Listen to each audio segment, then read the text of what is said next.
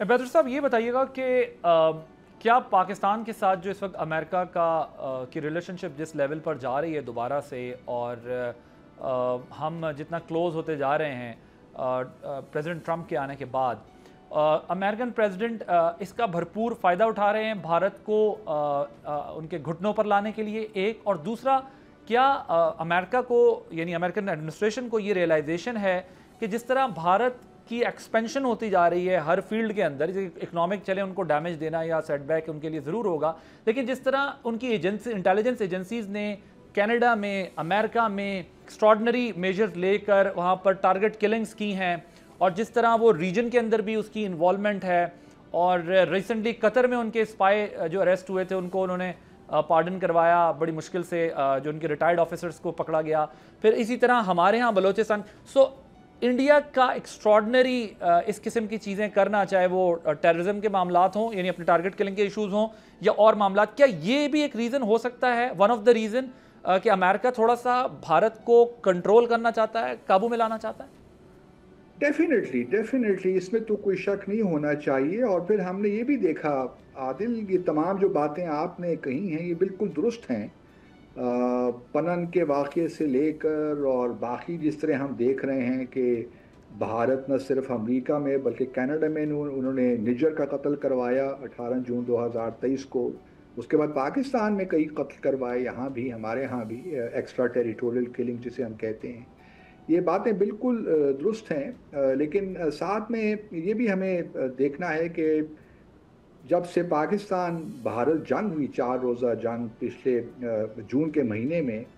اس کے بعد سے مسلسل پریزیڈنٹ ٹرمپ کئی بار بلکہ 30 بار کہہ چکے ہیں کہ انہوں نے سیز فائر کروائی پاکستان اور بھارت کے درمیان، لیکن بھارت کی جانب سے ان کو میں کہوں گا کہ کسی ایک حوالے سے اسنپ ہی کیا گیا کہ کوئی رول نہیں تھا امریکہ کا۔ تو یہ بھی ایک ٹیکٹیکل فیکٹر ہو سکتا ہے میرے خیال میں، کہ جس نے پریزیڈنٹ ٹرمپ کو بہت مایوس کیا ہو ویزاوی مودی صاحب، ویزاوی بھارت، کہ وہ ان کے رول کو ایکنالج نہیں کر رہے، تو اس وجہ سے کچھ ٹلٹ پاکستان کی جانب بھی ہو سکتا ہے۔ اور لیکن میں سمجھتا ہوں کہ جو ٹویٹ پریزیڈنٹ ٹرمپ نے گزشتہ روز کیا ہے، اس میں چلیے ہمارا ٹیرف ایگریمنٹ ہو گیا، یہ تو بہت ہی اچھی بات ہوئی، لیکن ساتھ ساتھ جو خوشی کی بات ہے وہ یہ ہے کہ امریکہ اب کچھ انویسٹمنٹ کی بات بھی کر رہا ہے پاکستان میں، کیونکہ ماضی کے سالوں میں اگر آپ جھانکیے تو اس میں پاکستان اور بھارت کے تعلقات کی جو نوعیت تھی، وہ جو سارے ہارڈ ایشوز ہیں اس کی بنیاد پہ تھی، چاہے وہ افغانستان ہو، دہشت گردی کے مسائل ہوں، القاعدہ ہو، اور جو ہے داعش ہو، لیکن ہمارا ہمیشہ سے فوکس یہی رہا ہے کہ ہم امریکہ کو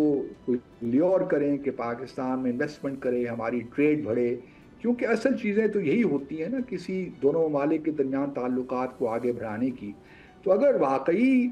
جو ہے پریزیڈنٹ ٹرمپ، اور ابھی اگر کوئی امریکن کمپنی نام سن رہے ہیں ایکسون موبل کا، اگر وہ آ جاتی ہے، پہلے بھی وہ یہاں پاکستان میں تھے،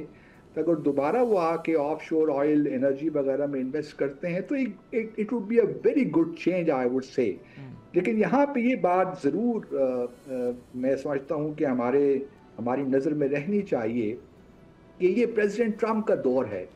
اور یہ گزر جائے گا۔ ہمیں نہیں معلوم کہ پریزیڈنٹ ٹرمپ کے بعد کون امریکہ میں وہاں وائٹ ہاؤس میں آئے گا۔ ہمیں ہمیشہ اپنی سوچ لانگ ٹرم اسٹریٹجک رکھنی ہے، ٹیکٹیکل ایڈجسٹمنٹس ہر جگہ ہوتی ہیں دنیا بھر میں، اور مجھے اس بات کی خوشی ہے کہ ہم نے ٹیکٹیکل ایڈجسٹمنٹ کر کے امریکہ کے ساتھ ایک اچھی نیا ایک دور کا آغاز کیا ہے،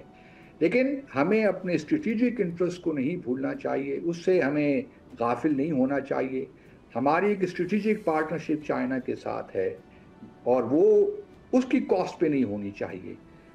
کیونکہ وہ ہمارا ایک ایسا پارٹنر ہے جو دہائیوں سے ہمارے ساتھ کھڑا ہے ہر معاملے میں۔ تو میں اپنے جو ہمارے حکمران ہیں ان کو یہی مشورہ دوں گا کہ جہاں ہم ہر طرح سے کوشش کریں کہ امریکہ کے ساتھ ہمارے اکنامک، پولیٹیکل، ڈپلومیٹک ریلیشن زبردست ہوں، لیکن ساتھ ساتھ ہمیں ذرا تھوڑا محتاط رویہ بھی اختیار کرنا پڑے۔ سبسکرائب کریں اور بیل دبائیں تاکہ کوئی خبر رہ نہ جائے۔